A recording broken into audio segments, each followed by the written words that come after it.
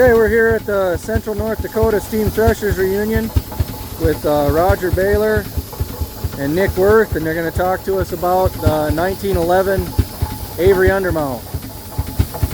Thanks for joining us. Yeah. Just finished plowing for a demonstration, and we're coming down on steam. We're getting ready to park it for the evening. What kind of questions would you have? Okay, so coming down on steam, what do you mean by that? Reducing steam pressure and fire down where it's not going to build any more steam. Okay. Yep. So cooling things down Yes, and getting ready to shut it down for the night. Yes.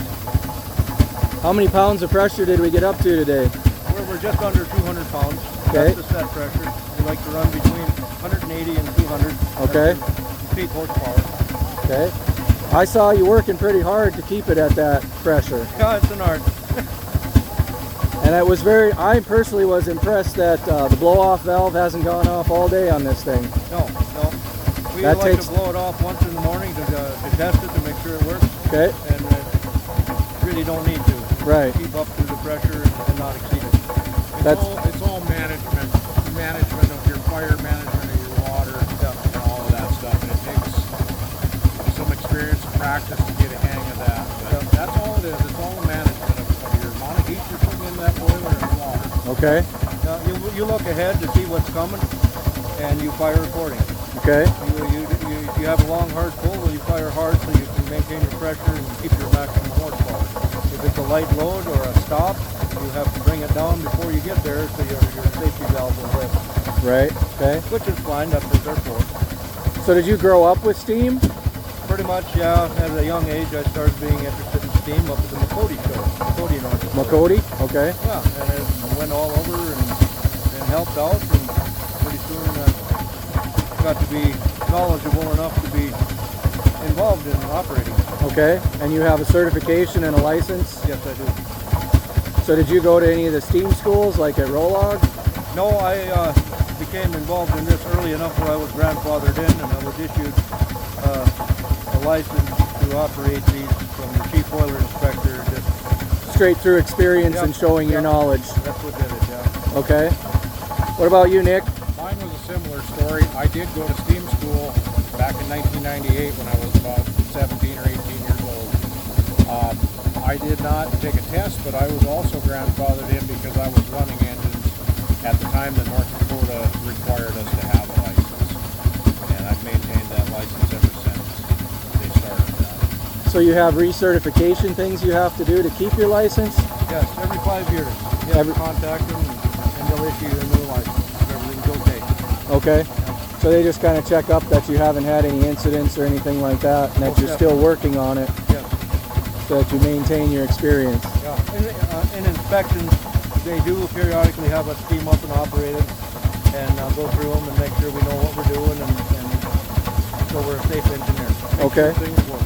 What's that? They'll go through valves and different things on the engine during your operational inspection. They want to see everything work. Right. You know, they actually physically want to know that you're not hiding something or whatever. So that's as part of the inspection of the engine itself. Also, you get some certification Yep. from your knowledge. Yeah. Okay. It's on a 3-year routine. The operational inspection is once every 3 years. Okay. The other inspections are internal and an external. And once in a while, they also like to throw an ultrasonic thickness test in there to see if there's any thinning spots in your boiler. Okay. One So other thing- any steam engine in operation has been inspected and deemed safe Yes, anything operated in public. in public. Okay. There is an exemption when your barrel diameter is, I can't remember the exact number, but less than 12 or 13, something like So the model engines. that. Some of those are exempt. Okay. One other thing I wanted to mention about today, I think, is that with your firing and all that stuff that goes on, there's always changing conditions, and you've got to be able to adapt to that. Like with plowing today, the ground is probably a lot wetter than it has been. That changes the firing just a little bit, not always a lot, but it does change things. As well as running the separator today, I think a lot of that wheat bundles were, probably quite wet. Yeah, that was tough. We could feel that on the engine Yeah. when they were going through there. took a little more coal and water to get through them. Not that it was underpowered or anything, but you could tell. Yep. Right. You could just tell. So we've got to always be constantly changing and adapting to different conditions. Yep. So let's take a look at the engine. Absolutely. What do we have going on here? That is our drain valves on the cylinders. Okay. The throttle valve doesn't hold all the way. Okay. So every engine has its quirk. Yeah. Yep. And we just let it vent off, and so we don't get fill the cylinder with condensation. Just let it blow out. Okay. Another thing I'd like to point out to the general public that a lot of people probably don't know about is that the engine and all the working parts on this, it's not like a crankcase in a diesel engine or anything like that. Everything on here is open oiled. You have to manually oil all of this stuff with a can, and there's many points of lubrication. Right. Some of it's grease, some of it's oil. There's a lot of things that need constant attention. Yeah. There's a lot of moving parts, and they all need lube. Right. Yeah. So what type of engine would this be? This is an Avery, Okay. 40 horse Avery, owned by Mark Peterson. And I think we might be in the way of the plow. We need to get the heck out of here. Okay. A bit of this in, moving out of the way. They were talking about changing conditions and where we were parked directly in the way of someone else plowing coming out the end here. So Roger's moving it ahead out of the way.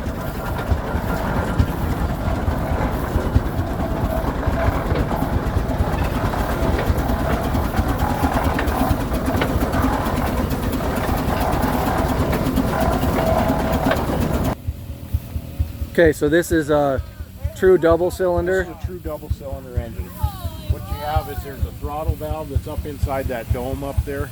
Okay. We run that from the cab. The steam comes down out the front, down this pipe, and into the governor. And from the governor, as long as that's open and governor isn't spinning too fast, shutting us down, steam enters these steam chests. There's one on each side. This valve regulates when the steam goes into the cylinder.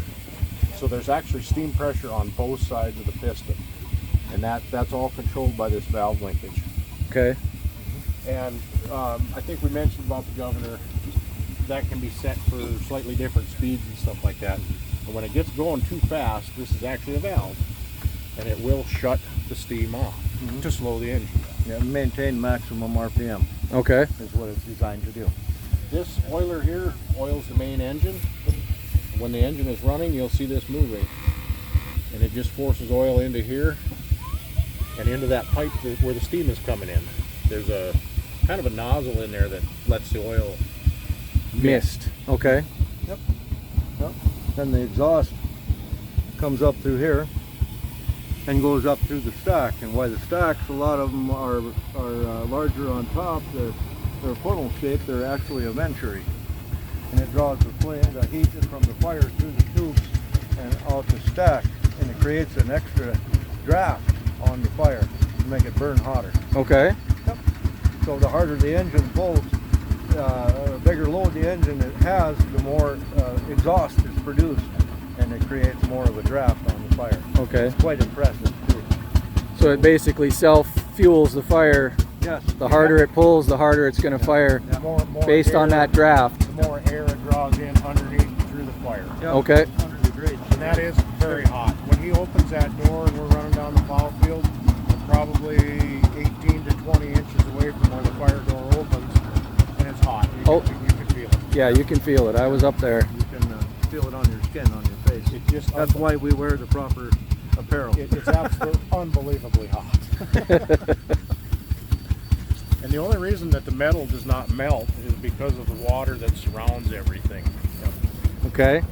So that's where we run into problems if people run low on water. Yep. The iron will actually start getting cherry red hot and getting to be more like liquid than solid. And then we have major problems. Right, and with that 200 pounds of pressure in there, it'll stretch pretty quick. Yeah, it turns into just like gooey rubber. Okay. And I've never seen it, and I don't want to. But it used to happen in the old days. People were careless or whatever and let their water get low. And